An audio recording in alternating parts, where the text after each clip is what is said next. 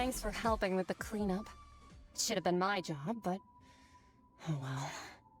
It was just supposed to be a short private training session for me.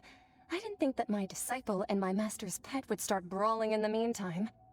Well, actually, I had a feeling that it would happen at some point, but they bumped into one another earlier than I thought. What a blunder. I suppose I'll have to swing my sword 3 million times as penance. That power. Who are you exactly? Paimon has an idea. From what she said earlier, she must be Child's master. Skirk, right? It's just that he gave us the impression that she was the less talkative person. I simply did not have anything to say to the weak. But you, on the other hand, managed to defeat the all-devouring narwhal without using power from beyond this world. So you may speak to me as equals. I have to agree. It's a strange use of a planet's primordial waters just to raise an all-devouring narwhal. That kind of power is wasted on it.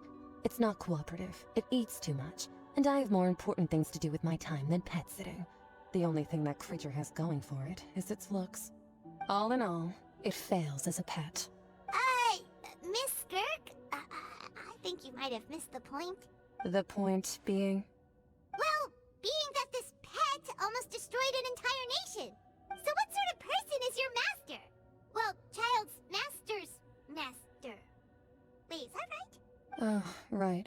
So you don't know him. Sorry, I assumed you did. His name is Sir Delogi. Huh? I am unfamiliar with that name. Huh. So Master isn't sufficiently famous. How should I describe him then? Have you heard of the name The Fowl? The Fowl? Still nothing? Well, how about the Visionary? Vetterfalnir then? Or Gold Rhine-daughter? Ooh, that one we've heard. Rhine-daughter's part of the Hexen Circle. She's Albedo's mom, right? Oh, so you do know that name.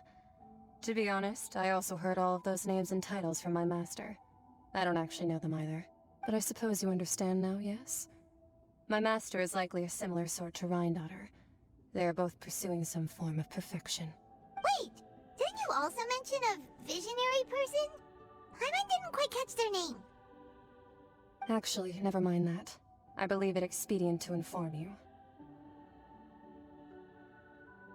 that the all-devouring narwhal used up nearly all its strength fighting you. Such roiling hydro energies will prove difficult for the planet's deep seas to digest. As such, the fontaine back on the surface has most likely been thrown into chaos. In other words, the prophecy that you've been fretting over should now be in full swing. What?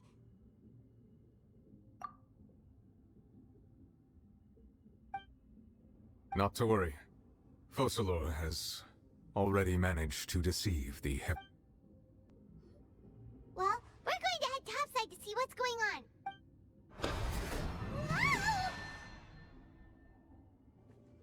What next?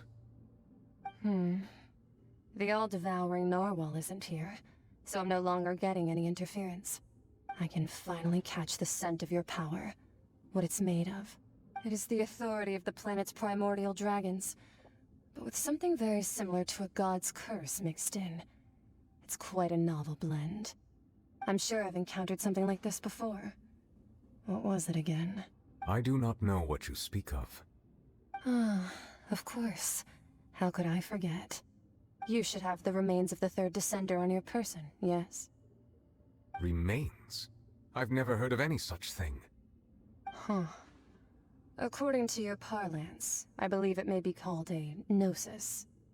Well, that much is true. After Focalor's divinity faded, she handed her gnosis to me. But I fear I have never heard of it described in the manner that you just did. I've been training with my master, the Fowl, ever since I was young, and I have never returned to the surface since. So most of the information I possess, I got from him. It is only natural for those who are greater than humanity to possess a different sort of common sense, which is why there are so many problems in our attempts to communicate with humans. Regardless, you should probably get rid of objects of misfortune to prevent any disasters from befalling you. To live in itself is a blessing, but once a person dies, The bonds he once had with this world shall all turn to curses. What do you mean by that? No need to fret. These are just my personal thoughts. And my reason for no longer wishing to return to the surface. This third descender you refer to, who are they? And when did they die? Master never mentioned them to me. Perhaps it just wasn't that important for me to know. If you're interested, though, I could ask him. I'll be sure to pass the answer on to you next time. Next time? You believe we will meet again?